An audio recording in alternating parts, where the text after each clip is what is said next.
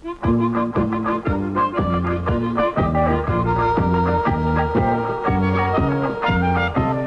all over the countryside, ask the Leylands, ask the Leylands. Travel all over the countryside, ask the Leyland brothers. Whatever it is that you want to see, ask the Leylands, ask the Leylands. No matter whatever that happens to be, ask the Leyland brothers. Come on, be in it and join in the fun. Travel all over Australia.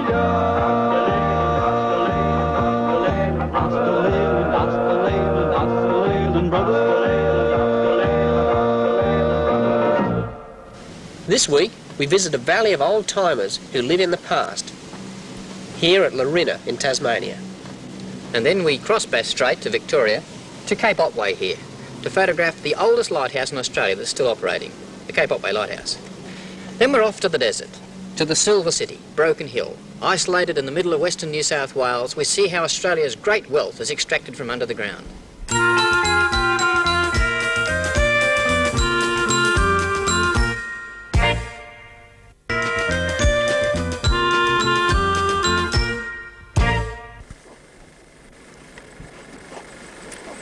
We're in the upper reaches of the Fourth Valley in Tasmania, and as you can see, the people that live here have obviously got a sense of humour. The reason we're here is, Alwyn Riley of Sheffield wrote and said, "I'd like you to show some of the old traditional methods of life on the land that still live on in some parts of Tasmania, like the old bullock team at Lorrina."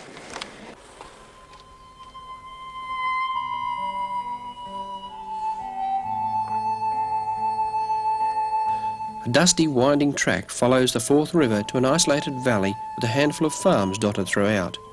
Here lives Eric Bake's bullocky. Eric fashions a yoke from local timber for his team of bullocks.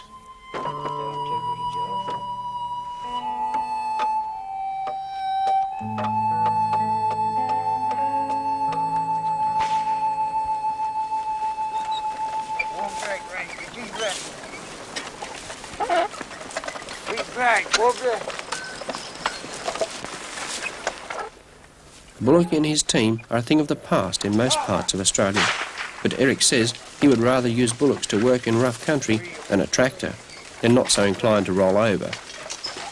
Eric has lived in this area most of his life and has worked bullocks nearly as long. Right.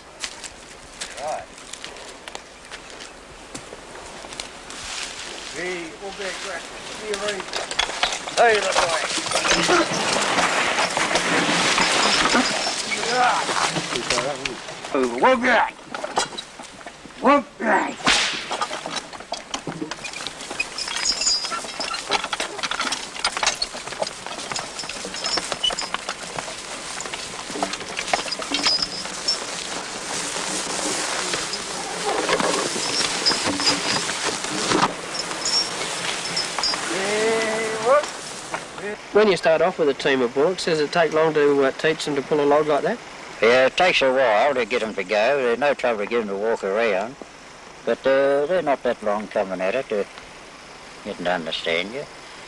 But if you get them to stand and pull, it takes quite a while on a dead pull. But anything they can walk away with, well, then you can start off with nearly any of them. I notice you've got names for them all. Does that help? Oh, yes, they've got to have their names. Each one is named. And they respond to their name? You call out their names and they'll come. If they don't, you give them a stripe and ask with a whip. They soon know what it's all about. So we better try our luck again. Walk that green, G Rattler. G Rattler. G Rattler. Blue sharp. Walk that green.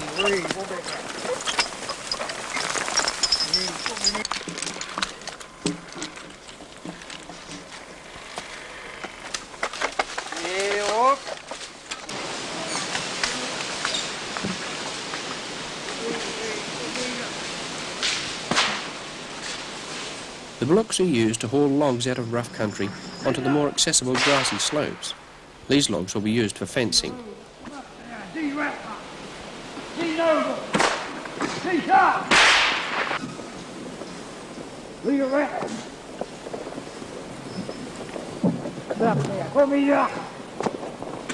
me a slam and sharp. Put me your boat on. She's back there. Come back. There, there. She's back there. Get over, sailor. Sailor up there. Put me your boat on. Come over. Be a ranger. Get up there. Be up.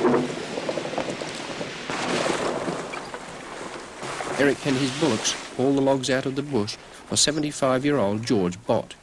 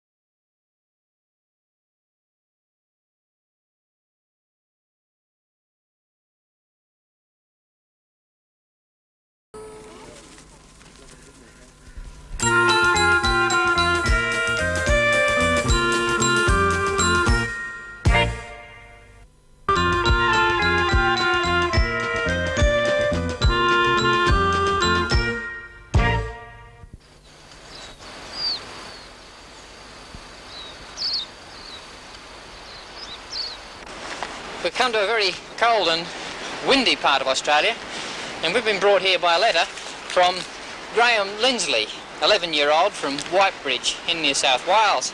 Now Graham says he'd like to know how a lighthouse works and what the lighthouse keeper does. Well, we've come to Cape Otway on the southern coast of Australia to see the oldest lighthouse in Australia, which is still operating. It was built in 1848. And to tell me something about the lighthouse keeper's job, I have with me the man, I think, yes, he's just inside here, Bob McNeil. Bob, you there? Bob's the head lighthouse keeper here. Yes, Mel. Bob, can you tell us a little bit about the lighthouse here? It's obviously a very old one, and... That's right, Mel. I think if you come on inside, we'll try and explain to Graham how they work. All right, well, let's have a look how it works. Right.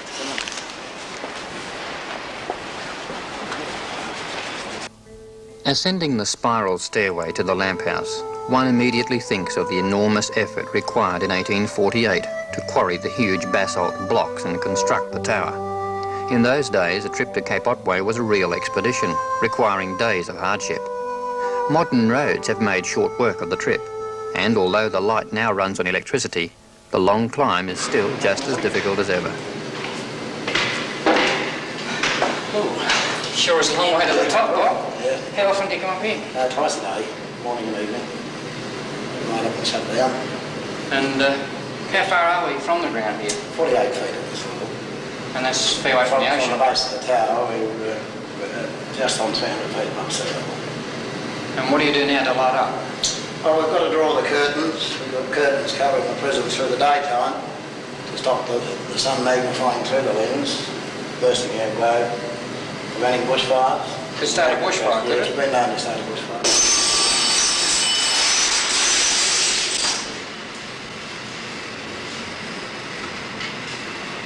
We operate 1,000 watt lamps, they're called halogen lamps, and the wattage of the 1,000 watts is magnified to 1,000,000 can of power through the lens. The idea of the two lamps, of course, is one's on automatic standby, and in the event of a globe failing through operation, it trips over in this manner. In so doing, the lamp comes in focus, and at the same time it rings the alarms back in the houses and lets us know that we've had a lamp fire. So we check that out on lighting up each day. A small electric motor turns the huge glass reflective prisms, and the light sends its rhythmic cycle of flashes out to sea. The lamp can be seen for 22 nautical miles.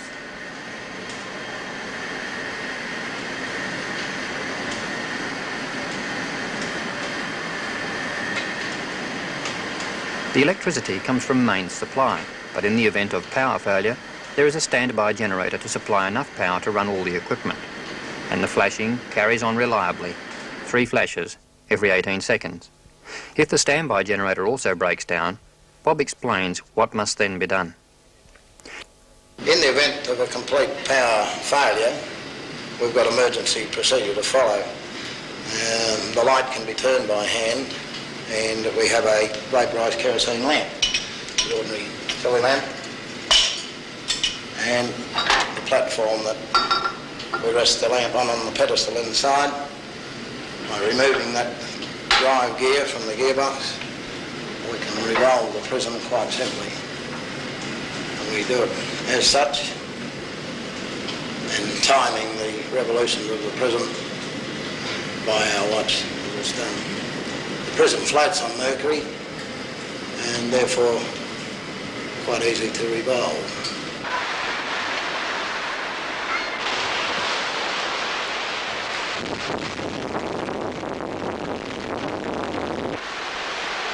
The lighthouse keeper's principal objective is the safety of Bass Strait shipping, but his duties include many other tasks. The original 1848 building still serves as the residence, and each day the flags must be flown, as the property is Commonwealth owned.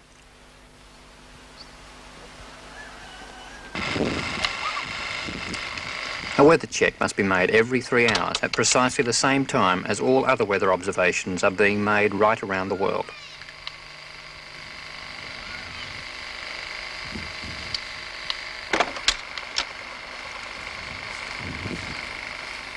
Within minutes, the vital information is telephoned through to the weather office in Melbourne. 702 26 202 202 333 stroke and 44777. Thanks. Bob must also maintain a radio transmitter, which repeatedly broadcasts the letter Q in Morse code. This radio beacon is used as a navigational aid for shipping and aircraft. It operates 24 hours a day.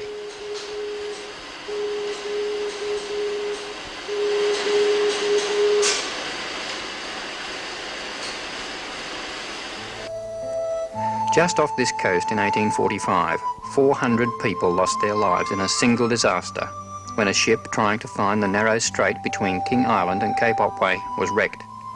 This strengthened the cry for a lighthouse at Cape Otway.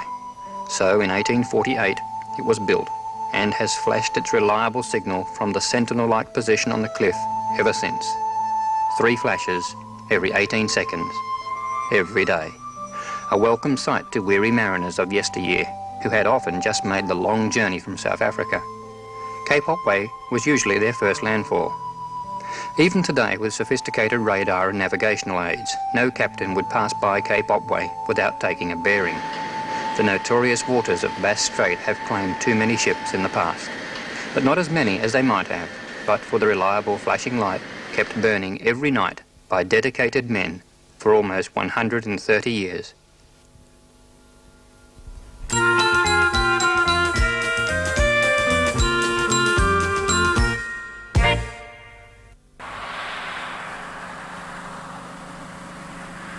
comes another one.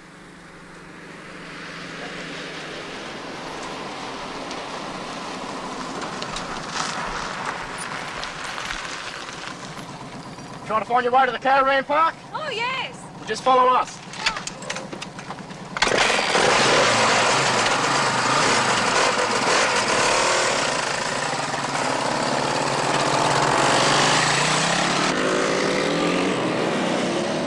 After driving through hundreds of kilometres of desolate desert, arriving at Broken Hill on a weekend can be a little startling at first, especially when driving a camper or hauling a caravan. But the local bikies' intentions are quite honourable. In fact, they voluntarily give up their time to assist visiting travellers find the somewhat badly signposted caravan park.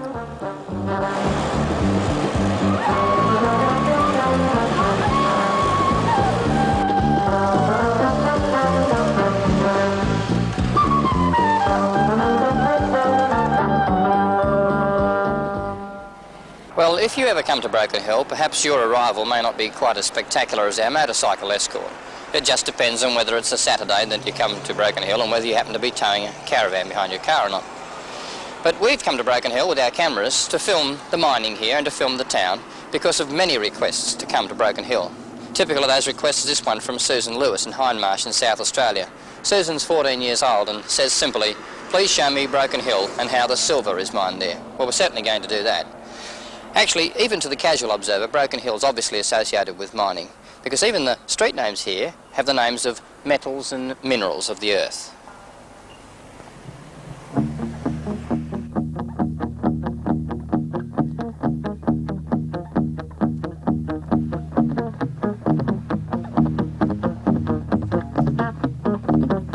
The bustling desert city of Broken Hill has a population approaching 30,000 today. But when the first white man passed by this way, it was a barren wilderness suffering a merciless drought. Explorer Sir Charles Sturt saw and named the Barrier Range, and even collected glistening rock samples as souvenirs, but had no idea of the enormous lead, zinc and silver wealth which lay under the ground. The mixture of old and modern architecture tells its own success story. Broken Hill may have been built in the middle of a desert, but it's not a cultural desert. Inside the modern civic centre are famous and valuable works of art. Of course, the paintings here aren't the only works of art. This rather remarkable statuette here is made entirely of silver. There's about 9 kilograms of silver in it, and the silver came from the very first load of silver-bearing ore that was mined here at Broken Hill. It was made for the discoverer of the silver-bearing ore, and that was Charles Rasp. It's been estimated that the German-born Adelaide jeweller who carried out the work would have taken at least 2 years to complete the fine silver detail in the statue. And silver is what Broken Hill is all about. Well, metalliferous mining, to give it its correct name, which means the mining of a massive ore body containing silver, lead and zinc. Ore valued at over $2,000 million has so far been removed from Broken Hill. Much of it by the deep mining methods, such as that used by the Zinc Corporation New Broken Hill Consolidated Limited. Here, the mining technique consists of a series of working levels approximately 50 metres apart. These drives are on top of one another, right down through the underground mountain of ore, up to a depth of 1,500 metres.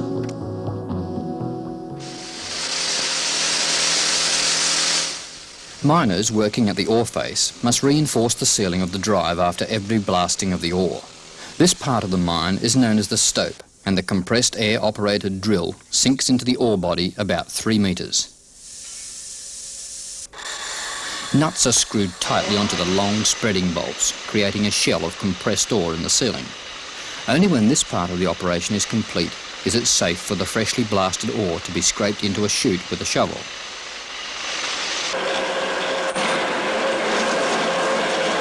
The shovel is dragged about by 2 steel cables attached to a compressed air winch. High-pressure hoses are constantly played on the ore to reduce the dust hazard during this operation. The valuable ore is scraped into a chute in the ground and falls through to the level below.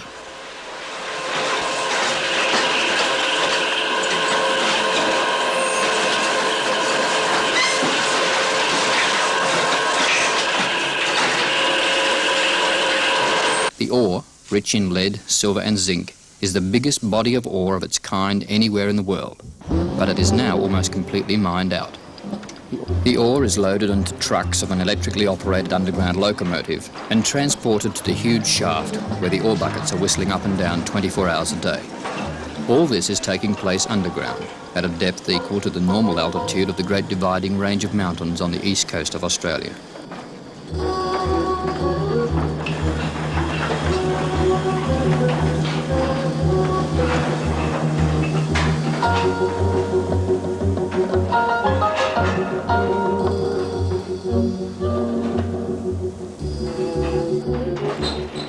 The ore, already partly crushed by large underground machines, comes to the surface and is dumped into an even bigger crusher for further processing.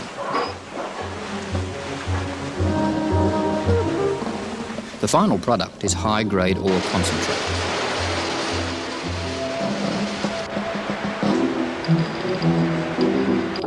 The average visitor to Broken Hill may be interested in how such an historic and economically significant ore like the lead, silver and zinc has been mined in Broken Hill, but there is little chance of getting into the mine. The talk now is of a second boom in Broken Hill's economy, and it could come in the form of tourism. For this reason, several museums have been established to show just how the mining is carried out. This one is in an old hotel built in 1887. Ore, laden with 3 of man's most useful metals, leaves the town of Broken Hill and travels thousands of kilometres to be smelted. The story of success in the desert is one which explorer Sir Charles Sturt would love to have heard. For when he first passed by this way 120 years ago, he was looking for new wealth for his country. He searched for an elusive dream of an inland sea with rich pastures. The riches proved finally to lie under the very ground he had such difficulty in traversing.